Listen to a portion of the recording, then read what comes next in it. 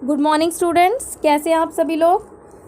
स्वागत करती हूं आपका सोशल साइंस 100% चैनल में। और आज हम करेंगे वर्कशीट 10।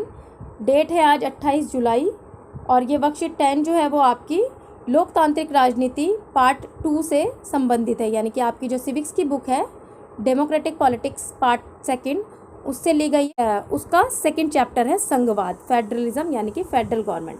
तो हम यहाँ पे फेडरल गवर्नमेंट का मतलब समझ लेते हैं। इससे पहले का जो अध्याय था वो था पावर शेयरिंग, सत्ता की साझेदारी, लेकिन वो अभी आपके सिलेबस में नहीं है, इसीलिए सेकंड चैप्टर से आपकी ये वर्कशीट स्टार्ट हुई है।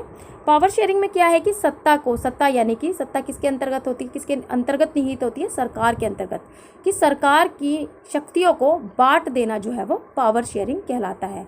और सरकार की शक्तियों को बांटना क्यों जरूरी है? सरकार की शक्तियों को बांटना इसलिए जरूरी है क्योंकि किसी भी देश के अंतर्गत विभिन्न भाषा, धर्म, समुदाय के लोग रहते हैं। अगर पावर यानी कि शक्ति किसी एक के हाथ में होगी तो जो बाकी धर्म और समुदाय के लोग हैं उनमें आपसी टकराव की संभावना हो जाती है, हिंसा की संभावना हो जाती है और राजनीतिक अस्थिरता आती है। इस राजनीतिक अस्थिरता को स्थिरता में बदलने के लिए और विभिन्न सामाजिक समुदायों के बीच में टकराव के अंदेशे को कम करने के लिए हम पावर को शेयर करते हैं, सत्ता को बांटते हैं।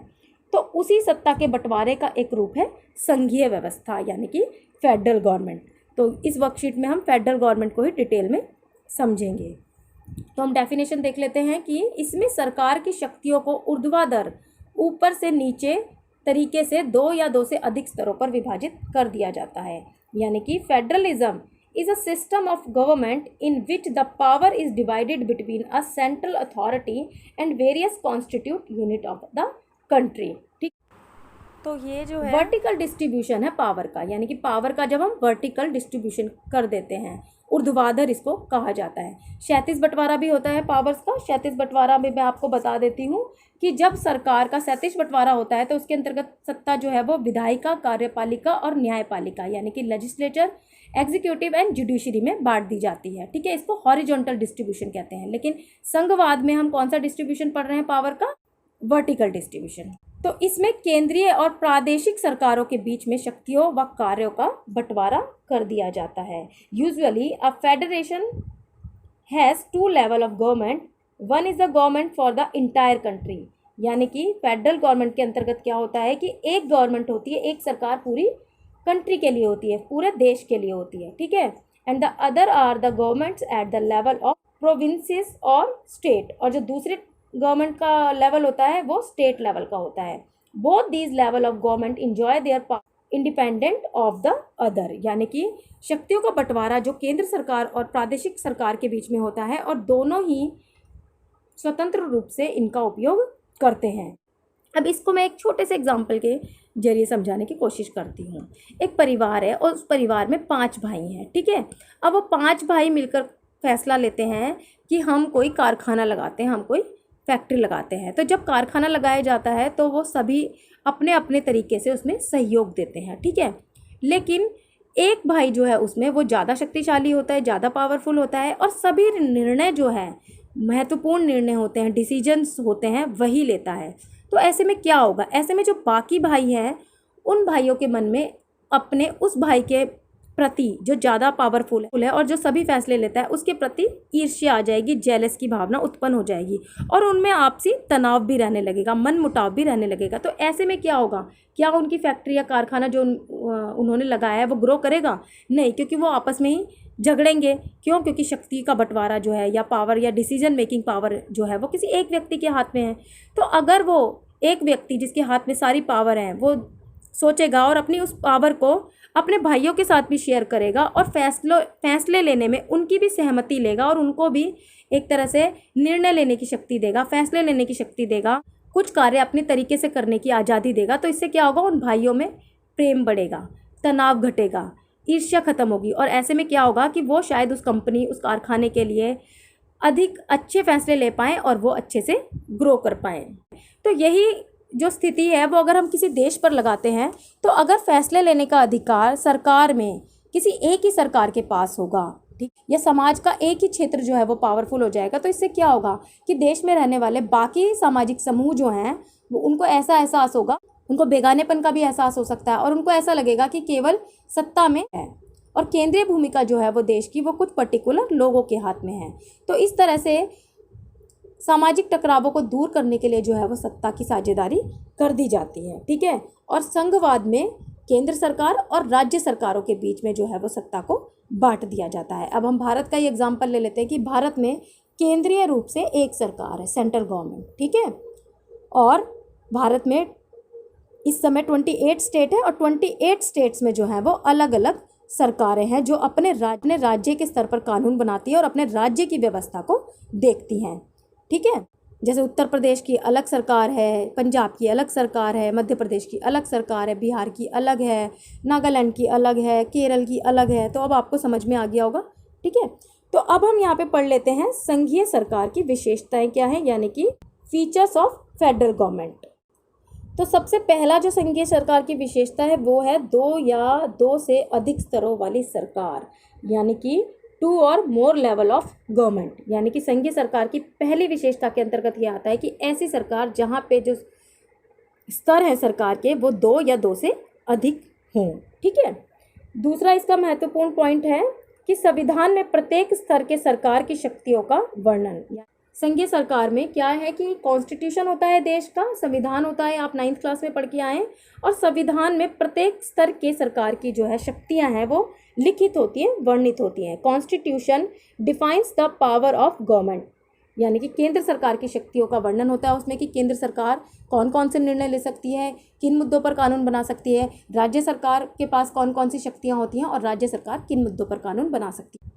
और जो नेक्स्ट वर्कशीट पढ़ेंगे हम इसी के बारे में पढ़ेंगे कि किस प्रकार से केंद्र सरकार और राज्य सरकारों के पास कौन कौन से विषय हैं जिनके ऊपर वो कानून बना सकती है। तीसरी संघीय सरकार की बहुत महत्वपूर्ण विशेषता है एक ही नागरिक समूह पर शासन करते हुए भिन्न अधिकार क्षेत्र, यानी कि different jurisdiction for governing over the same citizen. यानी कि संघीय सरकार के अंतर्गत क्या होता है, एक ही नागरिक समूह होते हैं और उसी पर केंद्र सरकार और राज्य सरकार दोनों शासन करते हैं। अब देखिए, हम दिल्ली में रहते हैं, हमारे ऊपर केंद्र सरकार का भी शासन चलता है और राज्य सरकार का भी शासन चलता है। यानी कि केंद्र सरकार अगर कुछ नियम बनाती है तो वो भी हमें फॉलो करने होते हैं। अभी जो है वो नोटबंदी हुई थी, तो नोटबंदी केंद्र सरकार का फैसला था, लेकिन वो लागू तो हम पे भी हुई थी। और इसी तरह से अगर कोई राज्य सरकार कानून बनाती है हमारे लिए तो उस राज्य सरकार के कानून को भी हमको मानना होता है। तो दोनों ही स्तर की सरकारें जो होती है वो एक ही नागरिक समूह पर शासन करती हैं। अगली बहुत महत्वपूर्ण विशेषता है संघीय सरकार की, वो है स्वतंत्र न्यायपालिका, यानी कि इंडिपेंडेंट जुडिशरी। अब क्या है कि कभी कभी केंद्र सरकार और राज्य सरकार की शक्तियों को लेकर अगर विवाद हो जाता है, यानी कि सेंट्रल गवर्नमेंट और स्टेट गवर्नमेंट की पावर में आपस में विवाद हो जाता है, तो ऐसी स्थिति में जो इस विवाद का निपटारा है वो कौन करता है, जुडिशरी करती है। और जुडिशरी में भी सुप्रीम कोर्ट जो है वो इसका फैसला लेती है। तो सुप्रीम कोर्ट हमारे देश में सुप्रीम है और इंडिपेंडेंट जुडिशरी है, और किसी भी सरकार के अधिकार क्षेत्र के अंतर्गत जो जुडिशरी है वो नहीं आती है। तो ये भी संघीय सरकार की विशेषता है। अगली विशेषता है संविधान संशोधन आपसी सहमति से। अब आपको पता है कि संघीय शासन व्यवस्था वाले देशों में संविधान होता है, अपना कॉन्स्टिट्यूशन होता है, और कॉन्स्टिट्यूशन में जो अमेंडमेंट होते हैं किसी भी एक स्तर की सरकार जो है वो नहीं कर सकती। यानी कि केंद्र सरकार और राज्य सरकार मिलकर ही कोई कानून बनाती है और संविधान में संशोधन कर सकती है। Constitutional amendment can not be done unilaterally, यानी कि एक लेवल पे कोई भी संविधान संशोधन नहीं किया जा सकता। और संघीय सरकार की जो आखिरी विशेषता है वो है देश की एकता और क्षेत्रीय विविधता में सामंजस्य, यानी कि safe guard and promote unity and diversity. संघीय शासन व्यवस्था किसी भी देश की विभिन्नता में एकता का भी परिचायक है।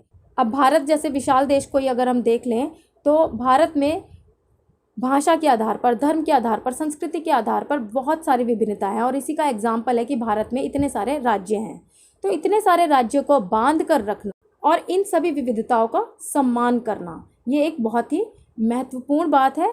और ये जो बांध कर रखने वाली चीज़ है ये संघीय सरकार में ही देखने में आती है। तो अब संघीय सरकार की विशेषता तो हमने पढ़ ली, सरकार के रूप भी हैं। अब इससे रिलेटेड आपका क्वेश्चन भी है, लेकिन यहाँ पे संघीय सरकार के रूप आपको नहीं बताए गए हैं, तो मैं आपको उसको ऐड कर देती हूँ इस वर्कशीट में। टाइप्स ऑफ फेडरेशन, ठीक है। तो there are 2 kinds of federation, यानी कि 2 तरह के फेडरेशन होते हैं। संघवाद के 2 प्रकार हैं। साथ आकर संघ बनाना, यानी कि साथ आने का संघवाद, कमिंग टुगेदर फेडरलिज्म, इसको इंग्लिश में कहते हैं कमिंग टुगेदर, नाम याद रखना। और दूसरे प्रकार है साथ रखने का संघवाद, यानी कि होल्डिंग टुगेदर फेडरेशन। पेपर में ना ज़्यादातर यहाँ से क्वेश्चन पूछा जाता है, इसीलिए मैंने इसको ऐड किया है, बहुत ही इंपॉर्टेंट है और आपकी इस वर्कशीट में भी नीचे क्वेश्चन आएगा। तो साथ आकर संघ बनाना, इसका मतलब क्या है? इसका मतलब मैं समझा देती हूँ कि स्वतंत्र राज्य बड़े संघ के निर्माण के लिए अपनी इच्छा के साथ आते हैं, यानी कि independent state coming together on their own to form a bigger unit. इसमें क्या होता है कि स्वतंत्र बड़े राज्य हैं, बड़े स्टेट हैं, वो क्या करते हैं कि मिल जाते हैं। क्यों मिल जाते हैं? वो ये सोचते हैं कि अकेले अकेले तो जो है हमारी वो शक्ति खंडित है, अगर हम मिल जाते हैं, एक बड़ी फेडरेशन फॉर्म कर लेते हैं, तो इससे क्या होगा, हमारी ताकत में इजाफा हो जाएगा और वो एक साथ यूनिटी बना लेते हैं। ठीक है, इसका सबसे बड़ा एग्जाम्पल है यूनाइटेड स्टेट ऑफ अमेरिका। इसमें क्या है कि अलग अलग स्टेट्स हैं और अलग अलग स्टेट मिला करके यूनाइटेड स्टेट ऑफ अमेरिका कहलाता है। वे अपनी संप्रभुता एवं पहचान साथ लाकर अपनी सुरक्षा को बढ़ाते हैं, यानी कि by sovereignty and retaining identity they can increase security, यानी कि वो अपनी अलग पहचान भी बना के रखते हैं और अलग पहचान को बनाने के साथ साथ अपनी संप्रभुता को भी सुरक्षित रखते हैं, यानी कि अपने इंटरनल अफेयर्स, अपने इंटरनल मैटर्स और एक्सटर्नल मैटर्स जो है दोनों पर ही वो पूरी तरह से सोवरेनिएंट होते हैं, संप्रभु होते हैं। ठीक है, लेकिन एक साथ चलते हैं तो इससे उनकी सुरक्षा भी बढ़ती है, ताकत भी बढ़ती है।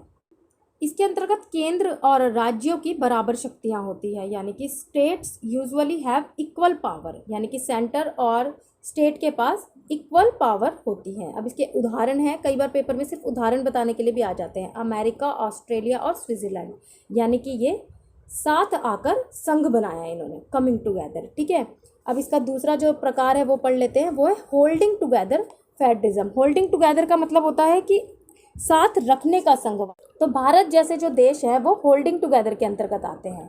अब क्या हुआ था, जब भारत का विभाजन हुआ था, भारत को आज़ादी मिली थी 1947 में और रक्त रंजित विभाजन भारत का हुआ था। विभाजन के फलस्वरूप भारत को दो भागों में बांट दिया गया था, पाकिस्तान और हिंदुस्तान। तो हिंदुस्तान, भारत में भी 565 से अधिक जो थी वो प्रिंसली स्टेट्स थी, यानी कि रजवाड़े थे। तो उन रजवाड़ों की ये इच्छा थी कि कुछ रजवाड़े चाहते थे कि हम स्वतंत्र रूप से अलग रहें, कुछ चाहते थे हम पाकिस्तान के साथ मिल जाएं। ठीक है, तो भारत के सामने एक बहुत बड़ा चैलेंज था उन सभी राज्यों को एक साथ रखने का। ठीक है, तो भारत जैसे विशाल देश में उन सभी राज्यों को एक साथ रखना जो था वो एक बहुत बड़ा चैलेंज था और भारत ने एक संघ बनाया और उनको एक साथ रखा।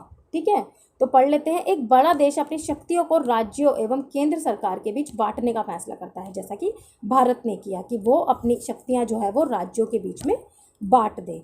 केंद्र सरकार हमेशा ही क्षेत्रीय राज्यों की तुलना में अधिक शक्तिशाली होता है। तो इसकी विशेषता बताइए कि the central government tends to be more powerful than state, यानी कि इसके अंतर्गत सेंट्रल गवर्नमेंट जो है उसके पास थोड़ी सी ज़्यादा पावर होती है, ज़्यादा पावरफुल होता है स्टेट की तुलना में। तो large country divide it's power between the constituent state and national government. कुछ इकाइयों के पास विशेष शक्तियां होती है और विभिन्न संगठन इकाइयों की असमान शक्तियां होती है। अब इसमें बताया है कि भारत में कुछ राज्यों के पास कुछ विशेष शक्तियां हैं। ठीक है, अब आपकी बुक में जम्मू कश्मीर राज्य का लिखा हुआ है कि जम्मू कश्मीर राज्य के पास कुछ विशेष शक्तियां थी धारा 370 के अनुसार, लेकिन अभी पिछले साल ही जम्मू कश्मीर में जो धारा 370 है उसको हटा दिया गया है और जम्मू कश्मीर को विशेष राज्य का जो दर्जा दिया था वो उससे छीन लिया गया है और जम्मू कश्मीर को 2 यूनियन टेरिटरीज में डिवाइड कर दिया गया है। तो जम्मू कश्मीर को जो विशेष राज्य का जो दर्जा प्राप्त था वह दर्जा अब उसे प्राप्त नहीं है, क्योंकि राष्ट्रपति के आदेश से राज्यसभा व लोकसभा में एक बिल पास किया गया और इस विशेष दर्जे को हटा दिया गया। अब जम्मू कश्मीर को राज्य का दर्जा हटा दिया गया है और उसे 2 केंद्र शासित प्रदेशों में डिवाइड कर दिया गया है। एक है जम्मू और कश्मीर और दूसरा है लद्दाख। तो ये मैंने आपको इसलिए बता दिया है क्योंकि अगर आप अपनी एनसीईआरटी की बुक पढ़ेंगे तो उसमें आप पढ़ेंगे कि भारत में कुछ राज्यों के पास जो है वो विशेष शक्तियां हैं और उसमें जम्मू कश्मीर का उदाहरण दिया हुआ है। तो ये आपको बताना जरूरी था क्योंकि ये अभी रिसेंट की घटना है, तो आपकी बुक में जो है वो ऐड नहीं हुई है। ठीक है, तो साथ रखने का संघवाद जो है उसमें भारत, स्पेन और बेल्जियम जो है वो इसका उदाहरण है। तो आपको फेडरल गवर्नमेंट के टाइप भी समझ में आ गए होंगे। तो अब हम जल्दी से इस वर्कशीट के क्वेश्चन एंड आंसर देख लेते हैं। तो फर्स्ट क्वेश्चन है, how is federalism a form of the division of power, यानी कि संघीय व्यवस्था किस प्रकार सत्ता की साझेदारी का रूप है। तो अभी हम इतनी देर से संघीय व्यवस्था पर ही चर्चा कर रहे हैं कि किस प्रकार से सत्ता की साझेदारी का एक रूप है। आप इसमें बता देना कि इसमें सरकार की शक्तियों का ऊर्ध्वाधर यानी कि ऊपर से नीचे 2 या 2 से अधिक स्तरों पर विभाजन कर दिया जाता है, और जब शक्तियों का विभाजन होगा, डिवाइड कर दी जाएगी पावर, तो वो फेडरल गवर्नमेंट का एग्जाम्पल है। ठीक है, और फेडरल गवर्नमेंट सत्ता की साझेदारी का ही एक रूप है, क्योंकि इसमें जो है पावर डिवाइड हो रही है सेंट्रल और स्टेट गवर्नमेंट के बीच में।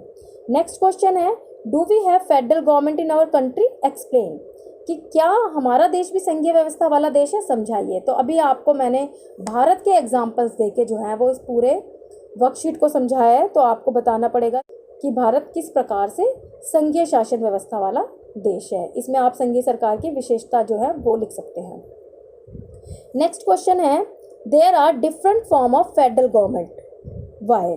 तो संघीय व्यवस्था वाली सरकारों में भी अंतर होता है, क्यों। तो अभी जो मैंने लास्ट में इसमें ऐड ऑन किया था, आपको मैंने बताया था कमिंग टुगेदर और होल्डिंग टुगेदर, वो डिफरेंट फेडरल गवर्नमेंट के एग्जाम्पल।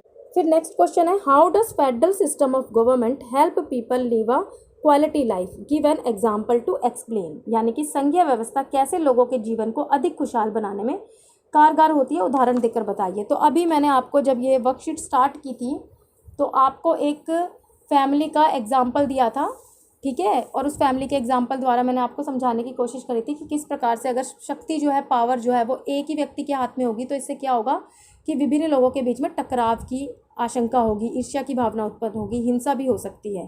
ठीक है, तो इसी को अगर हम देश के लेवल पर समझें तो फेडरल गवर्नमेंट है वो किस प्रकार से लोगों के जीवन को अधिक खुशहाल बनाती है, क्यों, क्योंकि इससे देश के अंदर सामाजिक टकरावों की संभावना कम हो जाती है, हिंसा की संभावना खत्म हो जाती है, राजनीतिक स्थिरता आ जाती है। तो जब राजनीतिक स्थिरता आ जाएगी, स्टेबिलिटी आ जाएगी गवर्नमेंट की, किसी भी तरह के झगड़े, तनाव, इस तरह की चीज़ें नहीं होगी, तो देश में लोगों का जीवन जो है वो खुशहाल होगा। तो आप इसको एग्जाम्पल दे के समझा सकते हैं। तो उम्मीद करती हूँ कि आपको आज की वर्कशीट समझ में आई होगी। जल्दी से आप इसके क्वेश्चन आंसर करके मेरे साथ शेयर कीजिए। अभी के लिए इतना ही, बाय।